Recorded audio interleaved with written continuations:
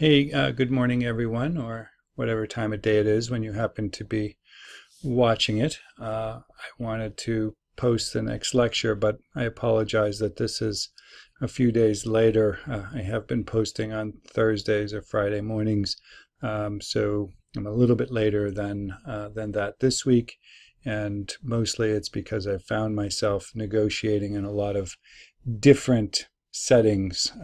Not always negotiating an outcome of a case or a resolution of a contract, but I find myself often having to influence the behavior of others during the course of of a lawsuit, during the course of a contractual negotiation, whether it's not just influencing the other side, but trying to influence the party that I represent. So this week, in many ways, I was having to be involved with a lot of different ways of influencing behavior, although unfortunately didn't resolve too many of the actual conflicts that I was involved with, but did make progress. And I just want you all, as you go through the remainder of this course and through your other courses, always kind of try to be mindful of the different ways each day you're trying to influence others. It's not simply, in the larger scheme that we often put ourselves in. So for me, trying to resolve a lawsuit, trying to negotiate with the other side to resolve some, conflict between two parties, even if it's simply a contract negotiation. So oftentimes I'm trying to influence my client's way of thinking, or if I'm preparing them for a deposition or to testify, trying to influence them on sort of their attitudes and their capability and what they should and shouldn't testify to. And you guys are all in your own ways influencing others. And what I want you to think about is not just the ones that you're kind of default to when you have to answer a question in a module, or if you're thinking about how you negotiate or how you use a particular skill. Oftentimes we simply go to our default usage, and then more often than not, it oftentimes is when we are we think of ways in which we're comfortable using a skill or comfortable in a negotiation. And what I would like you to keep thinking about, and many of you do and have, and that's where you can push the borders of your comfort zone so that you can expand your ability to be a leader and or negotiate in other settings. So think of that as we're going through the remainder of the course. Think of that when you're doing postings, and think about how you can stretch yourself into areas that you might not be totally comfortable with now. What I want to do is we'll always use empathy and perspective taking throughout, but this is the last lecture. Well, that will be the focus of it, I expect. And so I had mentioned to you in a prior lecture a woman by the name of Alice Stewart. And Alice Stewart was a physician, and ultimately one of the lessons we can learn from her is perspective taking, and the concept that if you are completely open to the concept of being wrong, that will give you the confidence to know when you are right. And so looking at her, Dr. Stewart became the assistant head of the Department of Social and Preventive Medicine at Oxford in 1942. Ultimately, that department, or essentially what that department was a department of epidemiology, looking at disease, looking at patterns, looking at sort of the metrics and seeing if there are lessons to be learned that we can apply these epidemiological studies perhaps to prevent illness or improve outcomes.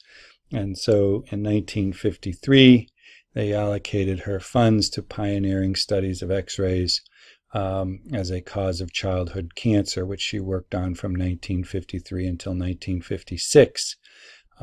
During this time, her research led to the identification, misspelled, that fetal damage caused by X-rays of pregnant women. So specifically, she identified that the risk of childhood leukemia after being exposed in utero was a lot greater even at lower doses of radiation. Everybody understood that radiation was dangerous, but not at the levels that X-rays were being used in the clinical setting. And her research, identified and established otherwise. And in fact, her research was accepted worldwide in the use of medical X-rays during pregnancy pregnancy and early childhood was curtailed as a result. So the unfortunate aspect is, after she came to her conclusions, it took almost 25 years for that change to occur. So she was doubted. They didn't accept her results.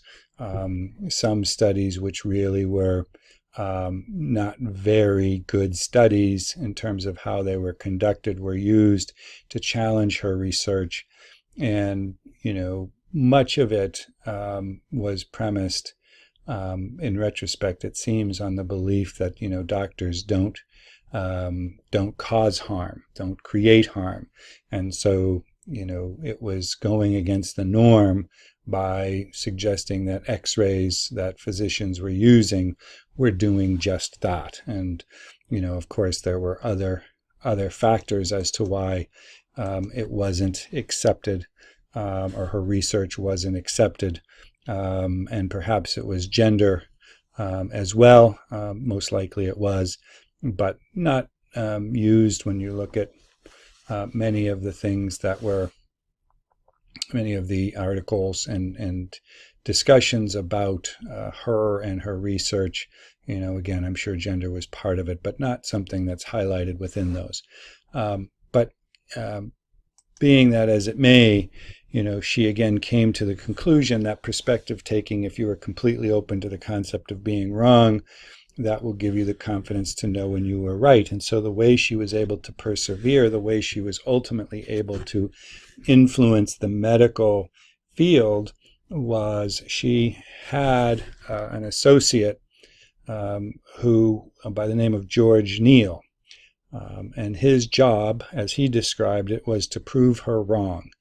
So all of the conclusions she came to, all of the, nature of the mathematical formulas in which she derived her results, his job was to take those all, break them down, and try to establish that she was wrong in her thinking.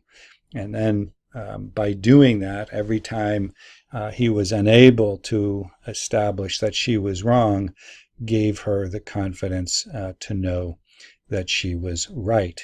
So keeping that in mind, right, and we're going to talk about when you actually have that confidence, what do you do with it when you know you're right in a leadership situation or in a negotiation where you're trying to influence others. And so what I want to do is visit the 3 talks that you watched on being wrong and factor those into this whole thought process. So Daniel Cohen comes to, and he talks about arguments as war, arguments as proof, and arguments as performance. And ultimately, he concludes that arguments as war are not an effective type of argument. Now, as I think you'll see, I agree with him in part, and I disagree with him in part. One of the ways I disagree with him in part is sometimes you have to have arguments of war in order to get somebody to a negotiating table. So, in my situation, if I have a lawsuit that I'm involved with, sometimes you have to, kind of armor up, if you will, so that the other side will eventually realize that this is only a win-lose proposition. And if it's a win-lose proposition, potentially they could lose. So going to the negotiating table is maybe a good idea. So in that regard, I would suggest to you that, arguments of war are sometimes effective, and you'll actually see this. And I want you to sort of pay attention when you look at the Mandela article that we will be reading. Again, he doesn't dissuade from the get-go the use of war, and you'll see that when you talk about or when you read that. But yet, despite having taken that position, he is considered one of the great negotiators of all time. So anyway, Mr. Cohen goes on to say, you'll learn all about the subterfuges that people use to try and win arguments, the false steps. It magnifies the us versus them aspect of it. It makes it only adversarial. It's polarizing. And the only foreseeable outcomes are triumph, glorious triumph, or abject, ignominious defeat. I think those are deforming effects, and worst of all, it seems to prevent things like negotiation or deliberation or compromise or collaboration. So again, I disagree with him in part, and I agree with him in part, because oftentimes when we think of, or I consider arguments as war, it is ultimately to get to a negotiation or a deliberation, or compromise and or collaboration. So, but sometimes, unfortunately, arguments as war have to be used in order to move to some other kind of argument. So, in that regard, I do agree with his ultimate sort of last statement there, which is, you want to get to negotiation or deliberation, and compromise or collaboration. Now, he goes on to say, if argument is war, then there's an implicit equation of learning with losing. And let me explain what I mean. Suppose you and I have an argument. You believe a proposition P and I don't. And I say, well, why do you believe P? And you give me your reasons, and I object and say, well, what about X? And you answer my objection. And I have a question. Well, what do you mean? How does it apply over here? And you answer my question.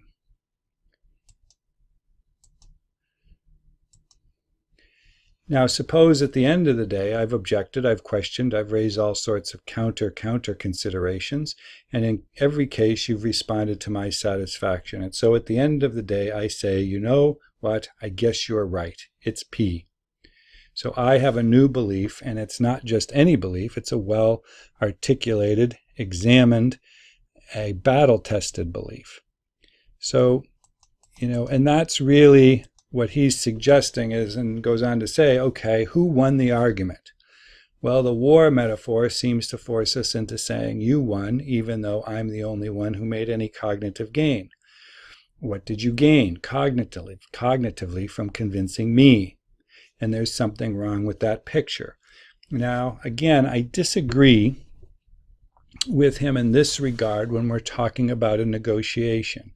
And again, how you press your arguments, how you assert your position is one thing. In other words, if you're aggressive or bullying, then that may be an argument against the war metaphor. But if you're asserting your position and you're not bullying and you're not being aggressive, then my ability or your ability to get to influence the person you're talking to has done two things. One is it's convinced or influenced the other person's thought process. What you have gained is you have been able to come to the conclusion that your best alternative to a negotiated agreement, or your goal in the negotiation, which should be better than your best alternative to a negotiated agreement, is the correct one. So you have had cognitive gain in that setting of in leadership and or negotiation. So for purposes of argument in and of itself, that's great, but he's correct. But in the setting or context of negotiating, right, there are two gains there made by each side. So he goes on to say, now, can you imagine an argument in which you are the arguer, but you're also in the audience watching yourself argue? What does that sound like? Going to the balcony. Can you imagine yourself watching yourself argue, losing the argument, and yet still at the end of the argument saying, wow, that was a good argument? Can you do that? I think you can, and I think if you can imagine that kind of argument where the loser says to the winner and the audience and the jury can say, yeah, that was a good argument, then you have imagined a good argument. And more than that, I think you've imagined a good arguer, and an arguer that's worthy of that kind of arguer you should try to be. Boil all of that down. I agree with him in this, exactly what he says, right? Where you go to the balcony, you make your arguments, you go to the balcony and you listen. If you have and gain perspective of the other and you listen empathetically, and ultimately you get convinced that your goal of the negotiation, what you were trying to accomplish, is incorrect, and it causes you to revise that goal, then you've done what a good negotiator should do. Be open, be mindful of the information, realize that you came to your best alternative to a negotiated agreement on either information that wasn't complete or that was mistaken, and now you change your goal in the outcome. So that's, I agree with him in that regard, and I think we should all look at it in that setting, that's what you're trying to do when you enter into a negotiation, and you're trying to take perspective and listen empathetically. So perspective taking and empathy, you come to your initial evaluation of what you want out of a situation, out of a conflict, out of a negotiation. You go into that, you go to the balcony as you're in negotiations or you're in the discussions. You get impacted by the new understandings that you derive, and that may require you to revise your BATNA.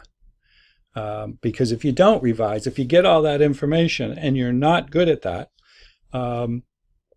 then you're going to try to influence a situation that you won't be able to influence, or you ultimately may lose a good deal. So then we need to look at revising your BATNA, being open, negotiating, for a poorly conceived desired outcome, is not what you want to be doing.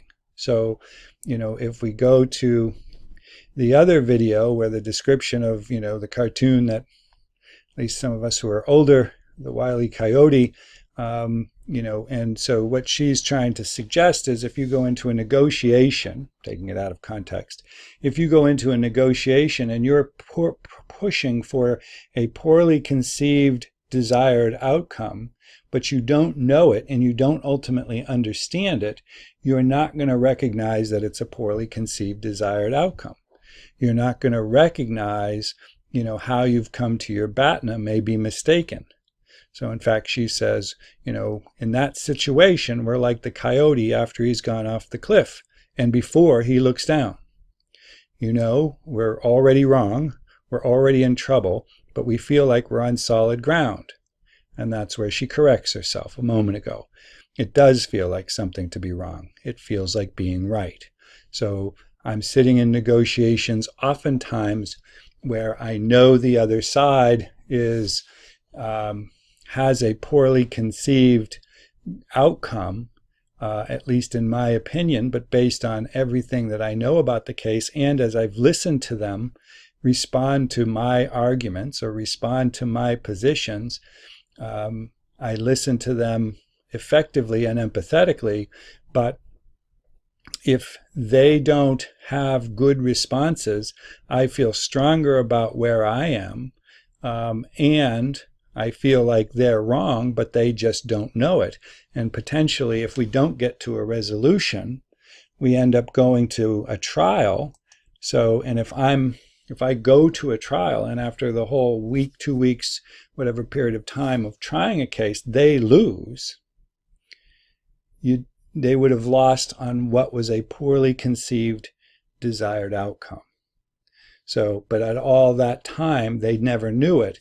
And it isn't till after the case is over, the jury comes back and says that they're wrong, that either they realize that it was a poorly conceived desired outcome, or perhaps they never realize it. But their opportunity to at least gain something out of a negotiation was lost. So again, that's why you need to be open to the concept of being wrong. So in fact, in looking at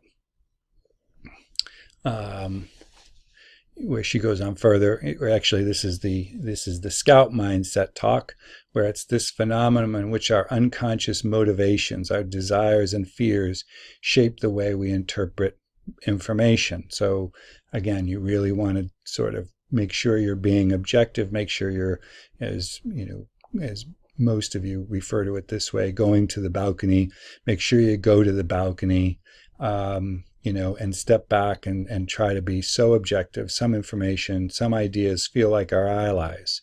We want them to win. We want to defend them. And other information or ideas are the enemy. We want to shoot them down. So this is why she refers to this motivated reasoning as soldier mindset, right? And we're all guilty of it. But when I go into a negotiation, certainly I want my arguments, my ideas to carry the day. But if they are in fact wrong or ill-conceived, I am better off recognizing that and not championing ideas or concepts that are incorrect or poorly constructed. So she goes on to say, just as a soldier mindset is rooted in emotions like defensiveness and tribalism, Scout mindset is too. It's just rooted in different emotions. Scouts are curious. They're more likely to say they feel pleasure when they learn information or itch to solve a puzzle. They're more likely to feel intrigued when they encounter something that contradicts their expectations. So, again, it's the concept of being able to say you're wrong, and it's that ability to recognize that and be curious and figure out how that concept or that particular point that you're wrong about fits into the whole puzzle. And that way you can still try to influence the situation because you're being very flexible in the negotiation or in trying to resolve the conflict that you're involved with.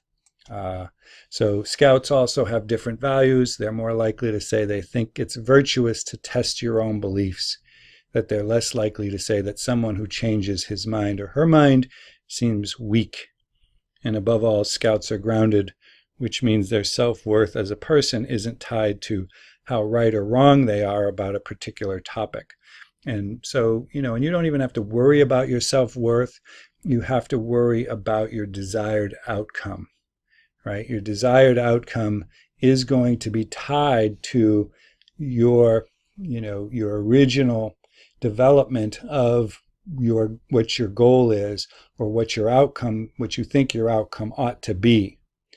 But if your ultimate desire is to get a deal, and still a deal that you want, it shouldn't be grounded in pressing thoughts or ideas or concepts that ultimately are wrong. You should be able to change those. And by changing those, you're developing a different goal or a different outcome. You're not simply giving in because you feel sorry for the other side. You're being persuaded that your original concept of your BATNA and your goal is incorrect. And so when we talk about perspective taking and empathy, again, it's going to the balcony, and by going to the balcony, that allows you, one, to be impacted by the new understandings that you have in order to revise your BATNA to where you know your goal is right. Or conversely, using the argument, using the negotiation, if you will, in place of having your George Neal. So you're listening, you're pushing, you're asking questions, you're probing, and either you get information where you say, you know what, my goal was not correct, and my best alternative to a negotiated agreement is really something else, so my goal in this outcome should be different. That's one thing you're doing. But the other thing you're doing is, if you probe, if you ask questions, if you get information back that is, or allows you to say, you know what, I was totally open to being influenced or being wrong, but I'm not wrong. In fact, I'm right. And you come to that conclusion that you're right. Now, now what do? You've gone through all of this and you're right. So the next thing you should start thinking about doing is being assertive. Assert for your position, assert for your goal. You know it's the right thing to do. Don't do it aggressively. We'll be talking about that. Make sure you consider the right level of assertiveness. And with each issue that you assert, or each time that you assert, always take perspective and think empathetically, but that's where you need to work on your level of assertiveness, is when you're now negotiating for a goal that you know is right. So that concludes this week's lecture, and I will see you again, hopefully in less than a week.